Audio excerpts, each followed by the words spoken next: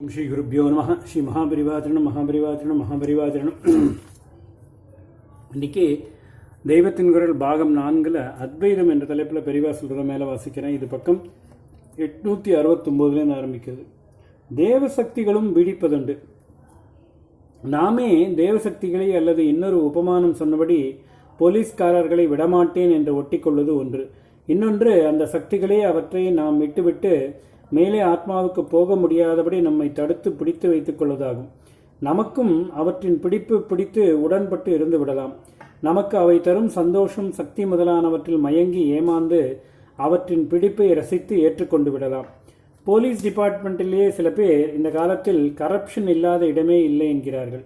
அதனால் போலீஸில் கூட யாராவது சில பேர் திருடர் உபத்திரவத்தை தற்காலிகமாக போக்கினவிட்டு அப்படி செய்ததற்காக பிரயோஜனம் எதிர்பார்த்து கொண்டு இந்த மாதிரி பிரயோஜனம் விடாமல் கிடைத்து கொண்டே இருக்கணும் என்பதற்காக தாங்களே கூட திருட்டு பயத்தை பரப்பிக்கொண்டு ஜனங்களோடு உறவு விடாமல் செய்து கொள்வதாக கேள்விப்படுகிறோம்.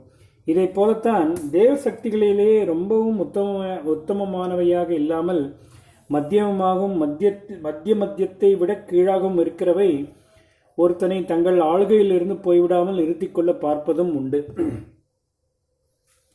மனுஷ இயற்கை என்பதில் அடங்கிய அநேக குணங்களுக்கு அசுர தேவ ரூபங்கள் உண்டு.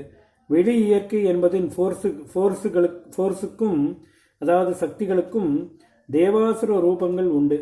இவற்றிலே தேவத்தன்மை உடையவை என்று சொல்லக்கூடியவற்றில் சிலவும் கூட ஒரு ஜீவனை எல்லா தன்மைகளுக்கும் அப்பாற்பட்ட ஸ்தானத்துக்கு போகவிடாமல் தங்களிடமே கட்டுப்படுத்தி கொண்டு அவன் மூலமாக தங்கள் இச்சைகளை பூர்த்தி செய்து கொள்வதும் உண்டு.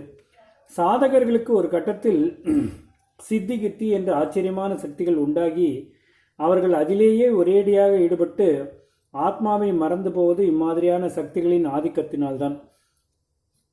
இவை எல்லாவற்றுக்கும் மேலே உள்ள ஈஸ்வரனிடம் நமக்கு அசையாத பிடிப்பு இருந்துவிட்டால் அப்பொழுது இவற்றால் நம்மிடம் வாலாட்ட முடியாது. ஈஸ்வரன் என்று சகுனமாகத்தான் நினைத்து பிடித்து கொள்ள வேண்டும் என்பதில்லை.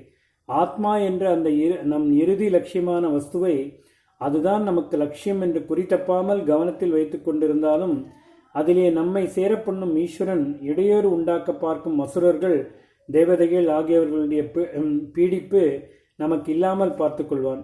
பார்த்து ரட்சிப்பான். ஈஸ்வர சக்தியை நிரம்ப பெற்று தாங்கள் பரபிரம்ம வஸ்துவே என்ற பிரஜான நிலையில் எப்பொழுதும் உள்ளூர உள்ள உத்தம தேவதைகள் ஜீவனுடைய ஞான லட்சிய சித்திக்கு இடையூறு செய்யவே செய்யாது.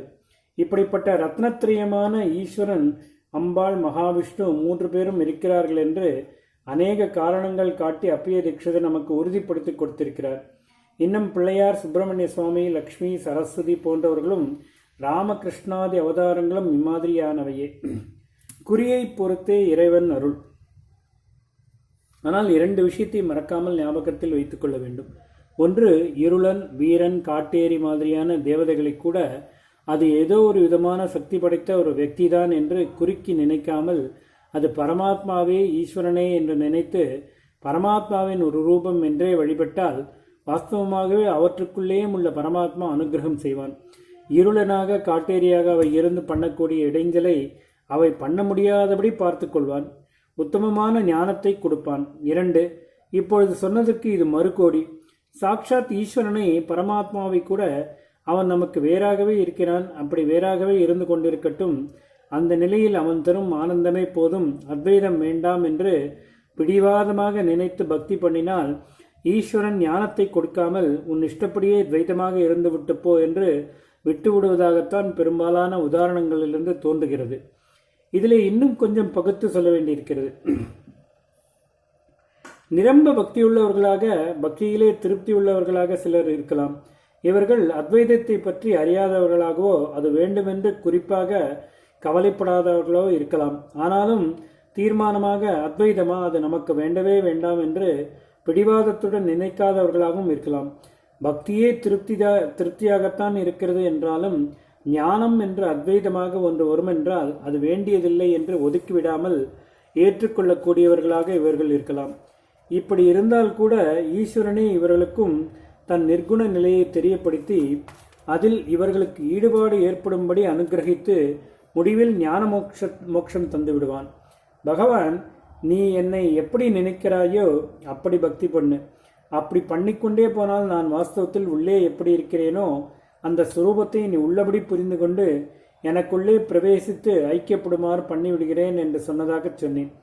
அது அத்வைதமே லட்சியமானாலும் நிர்குணமாக தியானம் பண்ண தெரியவில்லை என்பதால் ஏதோ ஒரு ரூபத்தில் வழிபடுகிறவர்களை குறித்து மட்டும் பகவான் சொன்னதல்ல என்றும், இப்பொழுது சொன்ன கோஷ்டியைப் போல அத்வைதத்தை பற்றி நினைக்காமல் பக்திக்காகவே தான் பக்தி பண்ணி கொண்டிருந்தாலும் அதன் முதிர்ச்சியில் அத்வைத ஞானம் பிறக்குமானால் அது வேண்டாம் என்று தள்ளாதவர்களையும் குறிப்பது என்றும் கொள்ளலாம். ஓம் ஸ்ரீ குருப்யோ நமः. ஸ்ரீ மகாபரிவாச்சரணம் மகாபரிவாச்சரணம் மகாபரிவாச்சரணம்.